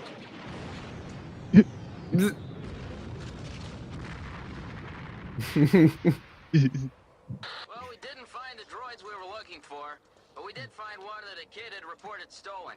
So he and his parents are going to come down to the detention center and pick it up. Boy, I'll bet they'll be happy. Yep, that's what it's all about. That's fucking awesome. Yeah, this is like blast from the past for me too. Now look, do you see his ear? How it's cut like that? No, it didn't get that way by itself, did it? And you did that, didn't you?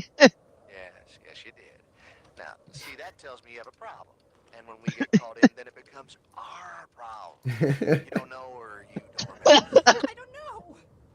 Baru, what do you want to do? I want you to arrest him. I can't arrest him. He hasn't done anything. If there's anybody I should be arresting, it should be you for assault. Baru, you have two choices. Just the idea of fucking Uncle Owen and Aunt Beru fucking ready to shoot them both. Having fucking a domestic fucking. Dude, that is fucking good. That is fucking hilarious. yeah, that's an absolute classic. Like, oh, guess for the suspects would they? Kevin Rubio, that was. That's funny. George Lucas even saw this. Yeah. No, it was a big deal back in the day because, like, especially it's 1997. Like, I was super high production value. Yeah, that actually for in the day that would. That was some you couldn't just slap that on iPhone. The goddamn iPod didn't exist. Yeah. Yeah, that's that. I'm glad I fucking see. This is what I love about the internet is like I can click a thing, and then click another thing, and then find things. Just like that, I can go through a fucking time capsule. Yeah, exactly, and it's fun to find that connection of like tag and Bing. Yeah. All the way back to something I'm familiar with. Yeah, true, right? Yeah. To go from like, hey, here's a cool comic to, hey, that guy actually wrote this thing that I fucking watched how many years ago. What was it? Was that his? So that was his viral video that kickstarted his career. The film was later recognized by Lucasfilm with the Pioneer Award at the 2002 Official Star Wars Fan Film Awards. Good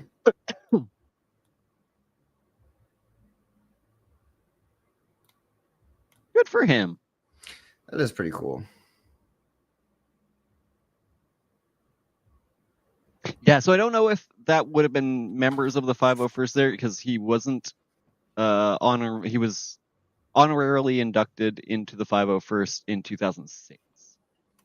I guarantee you those are probably people, if not 501st. Yeah, I mean, have probably helped found the 501st. Yeah, exactly. Early members. You're not going to have a lore accurate costume like that and not be part of right group. In 1997. Yeah. I want the history. Like the fact that those guys make costumes better than Disney makes Star Wars costumes is just embarrassing. Like that's.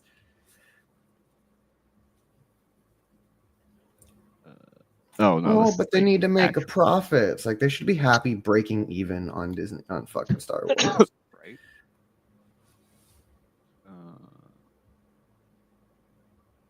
At least for a couple of years. Oh, so they were. The 501st was founded that year. Oh, dude, how funny was that? Like that video was might have been their impetus. Yeah, because they all got together and they finally found a group of guys that are like, hey, we all have Star Wars or Stormtrooper costumes, and then your suit looks pretty good. Your suit looks pretty good. Well, then people probably started watching it, being like, hey, I have a Stormtrooper costume. I need to get in touch with these guys. Right. I would like to see the credits, please. Because if I can see the credits, I can compare to the original Albin Johnson and Tom Cruise, but spelled Crews. Interesting.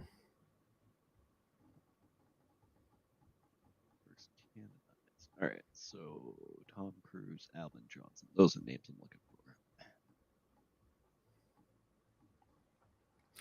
Nobody owns Bombay. Editor, special effects. Bad boys, what you gonna do? So it's not gonna be stuck in my head. Does not. I know, right? So it does not look like the two original members were in the film. But that doesn't mean that the other 5 weren't necessarily. They're just not listed on Wikipedia. I would bet money one person in that video became a member of the 501st at some point. Yeah, was like one of the founders. Yeah. Yeah, I'd be shocked.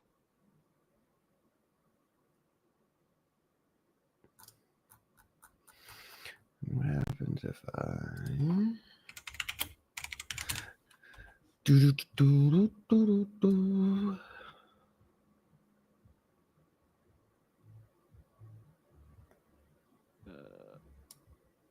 Founding members. Let's see here. I found people like park their car outside of their fucking driveway and put the radio on so they can like listen to the radio in their house. Like, I don't know. Wow. I live in a weird neighborhood. What? It's like they're doing housework, so they think like, they leave all their doors and windows open and then just like leave their car door open and crank the fucking radio out of their vehicle. I was like, well, you can just go buy a fucking speaker. Like, I don't. How do you not have a fucking speaker? Yeah, it's like, I don't know. Wild. That's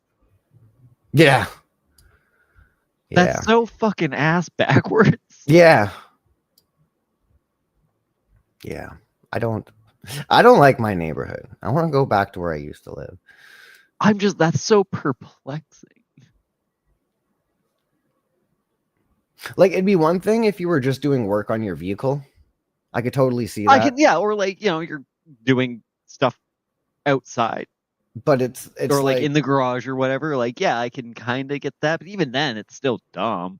But it's like I'll go outside like multiple times a day, and like you walk by and like there's nobody outside doing work, and you can see they're like sweeping inside, but their doors are open, and it's like. And they're playing music from the car. From the car, yes, from their car in their driveway. Yes. I thought that I wasn't unclear on. Yeah. It doesn't compute, does it? It doesn't fucking compute. I don't understand it, man. It's like the only logical thing I have is they're just trying to like. It's they want everyone to know they're listening to music, or B, they think everyone wants to listen to their music. Yeah. And I mean, I've definitely been that. But even then, I'm like, I use the speakers in my house because they're house speakers. Yeah. If I want the whole neighborhood to hear everything I'm fucking playing, I'll open all the doors and windows and play music from the inside. From the house, right? And then my entire house is like a sub box. Yeah, it's like they want to listen to loud music, like that for the record, but they don't want the music to be loud in their house. Yeah, that's so fuck. And I'm the complete opposite of that. I've got my fucking the Alexa set up so like, I've got pretty much one in every room. So if I want to listen to music in the whole house, I'll be like, yo, play music on the group on group everywhere, and that'll pump fucking the same song to every single room of my fucking house. Like, yeah, I've got my my studio speakers that I could crank if I want to, but I don't even see. Yeah, no, I retired my fucking like actual speakers years because like I just don't. I guess I grew out of fucking wanting to annoy my neighbors. Yeah, fair.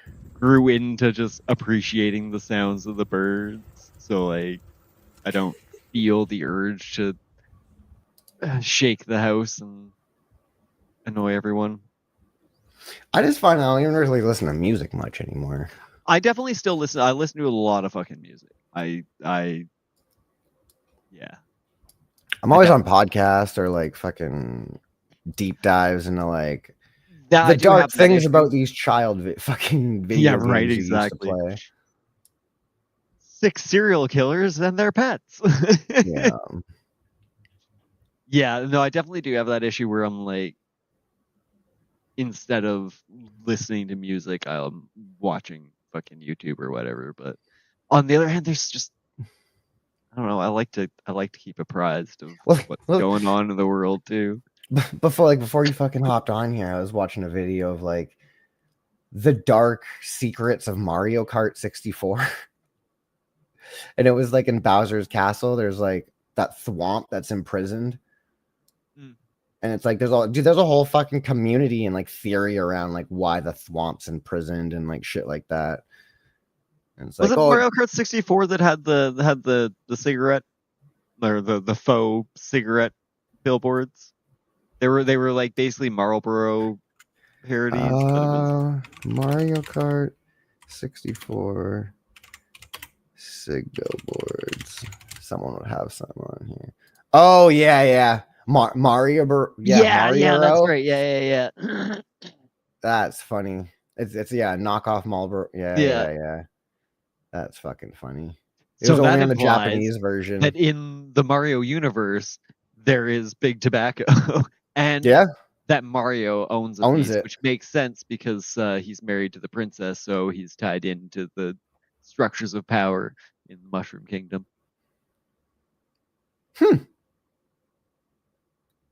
That's a whole new fucking level on Mario. Waluigi's a hero. Dude, we need justice. Man of the people. Wow. I still love how they can't figure out like who Wario is to Waluigi. It's like they started out as like brothers, but then they became cousins, and now they're just friends with similar. I had always assumed that they were just friends. I assumed that they were like the cousins of Mario and Luigi. I never actually looked into what they're, because like Wario has always been so disconnected in my brain from Waluigi, like because like Wario started so much earlier, and then I just kind of assume like they just kind of met up somewhere. I'm like, let's go fuck with these guys. Yeah, Mario Tennis was Waluigi's first. He was literally created because Wario needed a tennis duo. Yeah. No, I absolutely. So he was. But yeah, I always assumed like they were just like Wario. When was he? And Waluigi were brothers, and then they were just cousins to Mario and Luigi. That was always my assumption, but I guess not. So it looks like the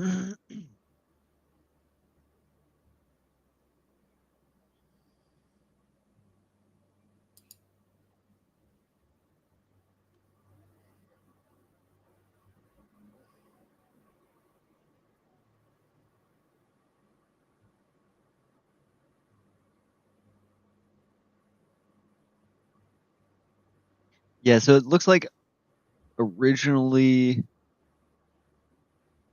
he was conceived as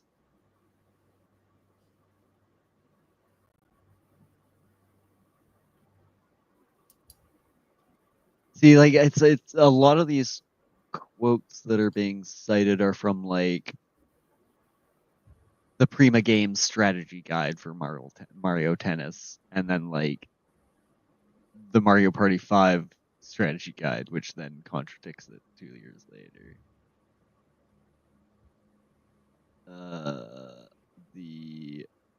What is that? That's the original Japanese. No, that's for Mario Kart DS. So much newer than I would like.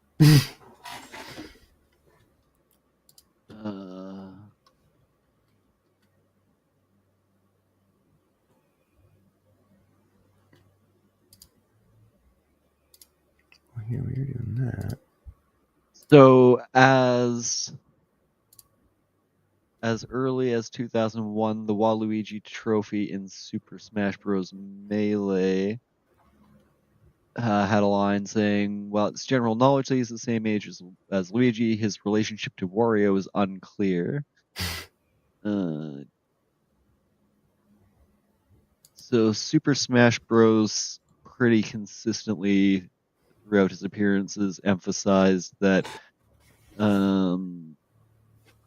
his relationship to Wario is unclear.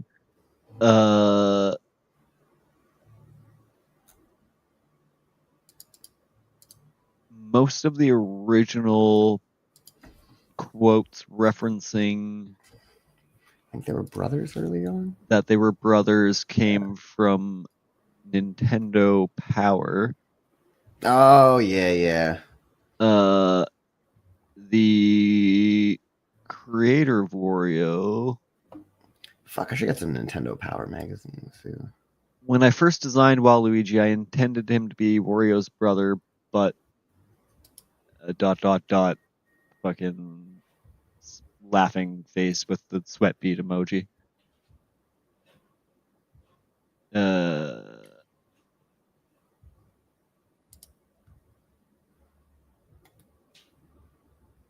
So yeah, no, they're not brothers. There was a 2008 interview in Nintendo Dream, which is a Japanese magazine, where he asks, damn it, why are only the last 2 passages translated?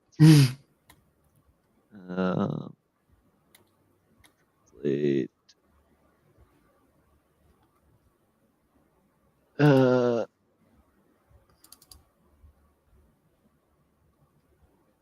So except for the inverted L, it was almost complete from the beginning. And then the interviewer's like, "Oh, they're not brothers either." And Takahashi says, "Blood related? Nope, never heard of that." Yeah, so they still can't figure it out. So it sounds like it sounds like They're acquaintances. They're going from what the Super Smash Brothers thing is, where it's like nobody really knows, but they get up to some shit. Gotta have fucking and Luigi then now they're and Waluigi definitely team up against Mario and Wario. Yeah, now it definitely looks like they're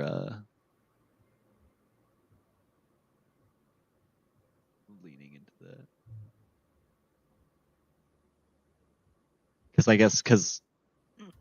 So Mario Tennis came out, and then it sounds like Super Smash Bros.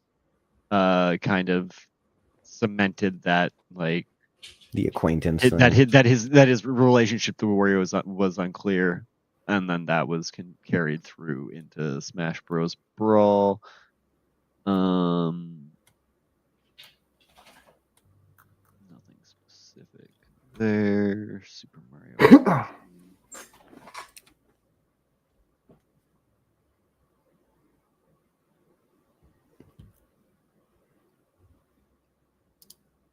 Interesting, yeah.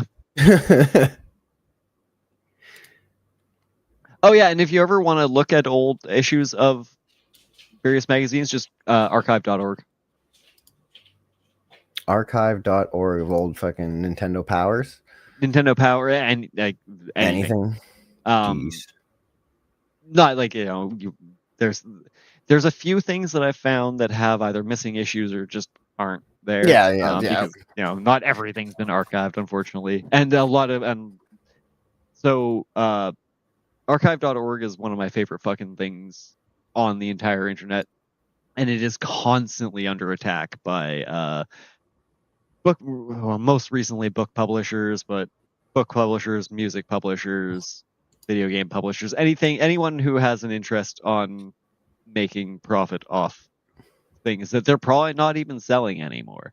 But it's in their interest to maintain control of that. But so you can get like books, TV shows. That's where I found the pilot for Boldly Going Nowhere, which was the project that the It's Always Sunny gang were working on. Oh yeah. Before.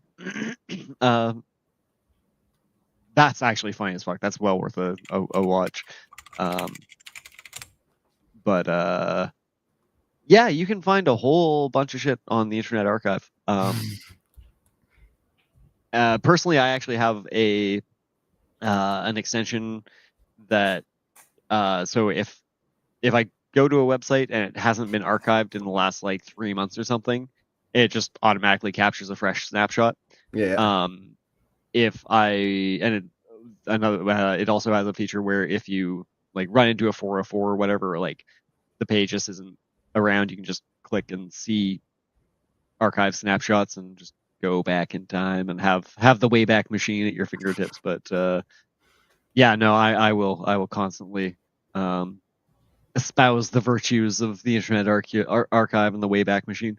Wayback Machine is just fun sometimes because it's just like I'm gonna go through I gotta fuck around on that through the history of the internet. Oh, there goes my camera again.